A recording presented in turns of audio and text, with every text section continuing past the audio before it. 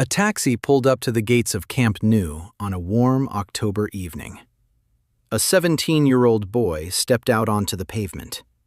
He was not wearing designer headphones. He did not carry a leather travel bag. He held a thin plastic shopping bag from a local supermarket. Inside that bag were his boots and his shin guards. 90 minutes later, 80,000 fans inside that stadium were standing on their feet. Lionel Messi walked across the grass and handed him the ball.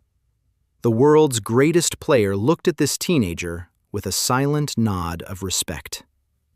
A child had just dictated the entire rhythm of a Barcelona match. He made time move slower. He made the pitch seem wider. Nobody remembered the plastic bag. Everyone remembered his name. We will return to that evening in Catalonia, but to understand why a boy with a grocery bag became the irreplaceable spine of Spanish football, you must leave Camp Nou behind. You must travel 2,000 kilometers southwest to a small island in the Atlantic Ocean, to a family kitchen where every single plate was stamped with a football crest. Tegueste is a quiet municipality on the island of Tenerife. 12,000 people live there. It is surrounded by green hills and vineyard terracing. On November 25, 2002, Pedro González López was born into this town. His family ran a small local restaurant called Tasca Fernando. His father, Fernando, cooked behind the counter. His mother, Maria, served the tables. This family did not just watch football, they lived it. Pedri's grandfather, also named Fernando, had founded the local supporters group, Peña Barcelonista de Tegueste. The walls of Tasca Fernando were covered in framed scarves. The dinner plates bore the blue and red crest of FC Barcelona. Pedri ate his childhood meals off those plates. He breathed that culture before he could read. There was no extreme poverty in this home. Nobody went without food. His parents worked long hours to keep the business steady. His older brother, Fernando, played football beside him every afternoon in the local square. When Pedri joined UD Tegueste at 3 years old, coaches noticed his body first. He was skinny. He was shorter than the other boys. He looked fragile. Opponents tried to push him off the ball, but they could rarely touch him. Pedri did not outrun defenders. He did not overpower them. He simply saw space before it opened up. He moved the ball with one touch. When he moved to Juventud Laguna at 12, local scouts were confused. He did not score 20 goals a season. He did not do stepovers. He controlled the game. He made his teammates look better than they were. A quiet boy from a small town was already operating like an old master. In February 2018, Real Madrid called. They invited 15-year-old Pedri to the capital for a week-long trial at Valdebebas. It was supposed to be his big breakthrough.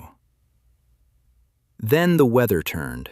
A rare, violent snowstorm blanketed Madrid. Temperatures plummeted below freezing. Pitch surfaces froze solid. Pedri sat inside a hotel room for 3 days, watching snow fall against the window pane. He barely got 2 light training sessions on artificial turf before the trial ended. Real Madrid's youth coordinators made their evaluation. Their report was brief. They told his family that Pedri lacked physical power. They said he was too slow for elite football. They sent him back to Tenerife. Pedri did not cry. He did not complain. Years later, he would reflect on that cold week in Madrid with a quiet smile. He noted that looking at himself in a Real Madrid shirt felt unnatural anyway. He thanked the scout who rejected him, because that rejection cleared the path to the club he actually loved. UD Las Palmas saw what Madrid missed. In May 2018, they brought him into their academy. 1 year later, in July 2019, manager Pepe Mel took over the senior squad. Mel watched Pedri in a single preseason scrimmage. He did not hesitate. He promoted the 16-year-old directly to the first team in the Spanish second division. Pepe Mel gave him the jersey number 31. He put him straight into the starting lineup against Huesca. Pedri became the youngest goal scorer in the history of Las Palmas at 16 years, 9 months, and 24 days. He did not play like a teenager in a rough league. He dictated matches against opponents twice his age. Pepe Mel knew what he had in his hands. He picked up the phone and called contacts at both Real Madrid and Barcelona. He told them that a rare talent was playing in Gran Canaria. Real Madrid hesitated once again, refusing to meet the asking price. Barcelona did not hesitate. On September 2, 2019, FC Barcelona signed Pedri for an initial fee of just €5 million. They left him on loan at Las Palmas for 1 more season so he could gain senior match fitness and lead their attack across 36 league matches. On September 2, 2019, FC Barcelona signed Pedri for an initial fee of just €5 million. They left him on loan at Las Palmas for 1 more season to build stamina. In August 2020, 17-year-old Pedri finally arrived in Catalonia. New Barcelona manager Ronald Koeman expected to loan him out to a smaller La Liga club, like Bayern Munich or Borussia Mönchengladbach, who had requested him on loan. Koeman assumed the thin 17-year-old needed 2 full years to adapt to the pressure of top-flight European football. Then came preseason training at Ciutat Esportiva Joan Gamper. Pedri stepped onto the pitch alongside international superstars like Sergio Busquets, Frankie de Jong, and Antoine Griezmann. He played with an unflappable calm that stunned the coaching staff. He never lost possession under pressure. He executed one-touch passes out of tight spaces with effortless grace. Ronald Koeman canceled all loan plans before the first week ended. He publicly declared that Pedri was going nowhere. He was staying with the first team. In October 2020, Pedri made his Champions League debut against Ferencváros. He came off the bench and scored his first European goal with a precise, low finish. But it was his blossoming relationship with Lionel Messi that changed the course of Barcelona's entire season. Lionel Messi was 33 years old. He was frustrated with the club's direction after a painful summer. He was distant from many young players in the squad. But on the pitch, Messi noticed Pedri within 3 weeks. Pedri did not demand the ball at his feet. He did not clutter Messi's space. He moved into passing lanes with silent, brilliant precision. When Messi gave him the ball, Pedri returned it with one touch, perfectly weighted into stride. Against Juventus in Turin, Pedri delivered a masterclass at 18 years old. He completed 49 passes, made 4 key dribbles, and won 6 tackles against the Italian champions. By mid-season, Messi was actively searching for Pedri on every single attack. In a match against Athletic Bilbao at San Mamés, Pedri produced a back-heel assist for Messi that left defenders frozen. A 17-year-old boy from Tenerife had become the primary partner of the greatest footballer in history. Then came the 2020-21 season, a year that would enter football textbooks as both an unprecedented triumph and a tragic warning. Pedri played 37 games in La Liga. He played 6 games in the Copa del Rey, helping Barcelona lift the trophy in Seville. He played 7 games in the Champions League. He played 2 games in the Spanish Super Cup. Match after match, week after week, Koeman refused to bench him because Barcelona's midfield collapsed whenever Pedri rested. When the exhausting club season finally ended in May 2021, most professional players went on a 4-week vacation. Pedri did not get a single day off. Spain manager Luis Enrique called him up for UEFA Euro 2020. Pedri was 18 years old. He started every single match for Spain in the tournament, against Sweden, Poland, Slovakia, Croatia, Switzerland, and Italy. In the grueling round of 16 against Croatia, he covered 13 kilometers. In the semifinal against Italy at Wembley Stadium, Pedri completed 65 out of 66 passes over 120 minutes of intense play. He ran over 12 kilometers per match. UEFA named him the Young Player of the tournament. He was selected as the only Spanish player in the official team of the tournament. His season was still not over. Spain's Olympic team summoned him for the Tokyo Games in July 2021. Barcelona management begged the Spanish Football Federation to remove him from the squad and give his body rest. The federation refused. Pedri insisted on playing. He flew directly to Japan. He played 6 more full matches in humid summer heat, leading Spain to an Olympic silver medal against Brazil in the final. The final tally of his maiden elite season was staggering. 73 official competitive matches in 298 days, an average of 1 high-intensity match every 4 days and 4 hours. Over 5,000 minutes of professional football on the pitch across 8 different competitions. He was 19 years old. His young body was completely exhausted. In September 2021, during a Champions League match against Bayern Munich at Camp Nou, the inevitable bill arrived. Pedri sprinted to track back a midfielder and suddenly pulled up, clutching his right hamstring. A severe muscular tear. He rushed his recovery process in an effort to help a struggling Barcelona side that had lost Messi. He returned to the pitch too soon in October against Benfica. After 20 minutes, the right hamstring tore once again. In November, during training, he suffered a 3rd relapse in the exact same muscle tissue. A cruel, debilitating cycle began that would haunt his career for 3 long years. Between September 2021 and May 2024, Pedri suffered 8 separate muscle injuries to his hamstrings and quadriceps. He missed over 70 official matches for Barcelona. National newspapers began calling him fragile. Harsh critics labeled him as made of glass, claiming his young body had been permanently damaged by the 73-game marathon of 2021.